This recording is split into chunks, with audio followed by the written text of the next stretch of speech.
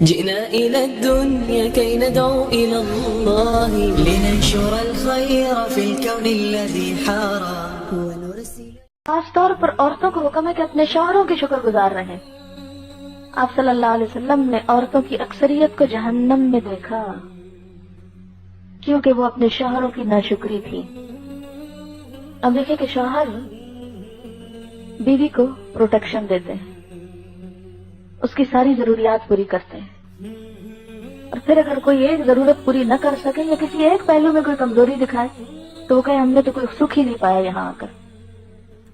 اب دیکھیں کہ شوہر بیچارہ اتنی مظلوم چیز ہے نا حقیقت میں کہ کما کر لاتا ہے اور بیوی مالک ہے ہر چیز کی، ہر چیز بیوی کے ہاتھ میں.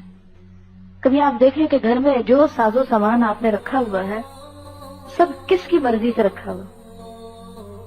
گھر کی ڈیکوریشن، سیٹنگ، لینا دینا، خرچ کرنا کون کر رہا ہے؟ وہ سب استعمال کون کر رہا ہے؟ ذرا یہ دیکھیں. آپ کر رہے ہیں، مالک آپ بنے بیٹھے ہیں، بچے کس کے؟ آپ کے ہیں.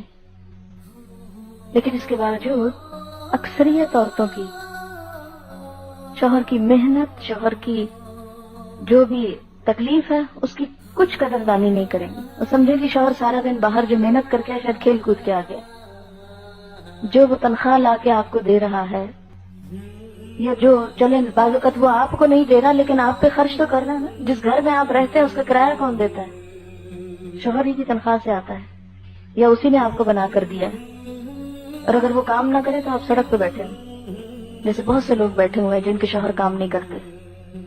آپ کو فاقے تو نہیں کاٹتے، کھاتے ہیں نا، ناشتہ بھی کرتے ہیں، چلے بہت اعلیٰ درجے کا نہ صحیح جیسا بھی صحیح، دوپہر کو بھی جا کے کچھ نہ کچھ کھاتے ہیں، رات کا کھانا بھی کھاتے ہیں، لباس پہنے ہوئے ہیں نا، چیتڑے تو نہیں لٹکے ہوئے کسی کے اوپر ہے، سب کچھ، بچے بھی تعلیم حاصل کر رہے ہیں، سب ہو رہا ہے.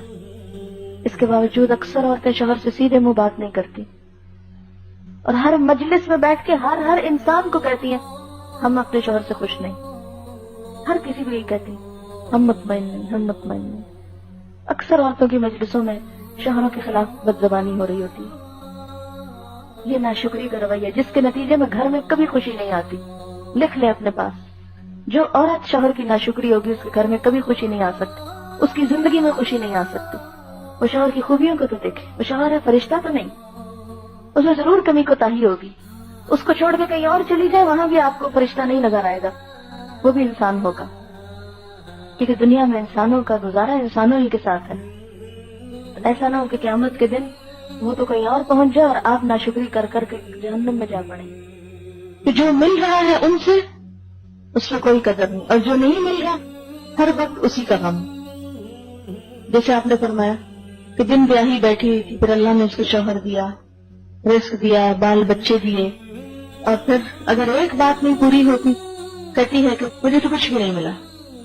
میں نے اکثر یہ دیکھا ہے کہ لڑکیاں خوشی خوشی شادی کرتی ہیں، شوق سے انتظار بھی آتی کب رشتہ آئے، پریشانی لاحق رہتی ہے، ہر وقت غم لاحق ہے، شادی نہیں ہو رہی، سب کام پینڈنگ ہے کہ شادی ہوگی تو کام شروع کریں. تو نہیں ہو گئی کسی کو، چند دن تو زیوروں کی نمائش اور کپڑوں کی نمائش اور کھانے پینے میں گزرے. اب آئی ذمہ داریاں زندگی کی، اب شوہر بھی برا ہو گیا، گھر بھی اچھا نہیں، سسرال بھی اچھا نہیں، سب برے ہو گئے. اور پھر پچھلی لائف سے کمپیئر کرنے لگتے اپنے آپ کو، کبھی باپ سے شوہر کو، کبھی گھر سے اس گھر کو، کبھی اپنے سٹائل کو ایک نئے سٹائل سے، اور اس میں کمپیئر کر کے رزلٹ کیا نکالتے ہیں؟ جو منفی چیزیں ہوتی ہیں ان کو سامنے رکھا جاتا ہے کہ یہ نہیں ہے، یہ کم سوچتے کہ کیا ہے، جس کے نتیجے میں عموماً لڑکیاں روتی دھوتی، بد مزاج، بد اخلاق ہوتی چلی جاتی اور بالآخر ساری زندگی کی بیماریاں مول لے لیتی. آج کل میں اس پہ بہت سوچ رہی ہوں کہ اس چیز کی اصلاح کیسے کی جائے، کیونکہ ہر دوسرا قصہ مجھے ایسا ہی نظر آتا ہے. اور میں واقعی اس پر سیریس ہوں کہ کم از کم آپ لوگ جب شادی کے بعد اپنے گھروں کو جائیں تو آپ نے بڑے بڑے کام کرنے ہیں. اگر آپ چھوٹی چھوٹی چیزوں پہ رونے بیٹھ گئے نا آپ کچھ نہیں کر سکیں. یہ بے جا کے غم جو شیطان خوف دلاتا ہے اور غمگین کرتا ہے انسان کو، یہ آپ کو بیکار کر دے گا. اس کی اصلاح ہونی چاہیے. کیونکہ میں نے یہ دیکھا ہے کہ ایسی نیولی میرڈ لڑکیاں جو بہت پریشان ہوتی ہیں، اگر ان کی قصہ سنو ایک اور سٹوری ہے، ان کی ساس اور ان کے سسرال کا سنو تو بالکل ایک اور سٹوری ہے.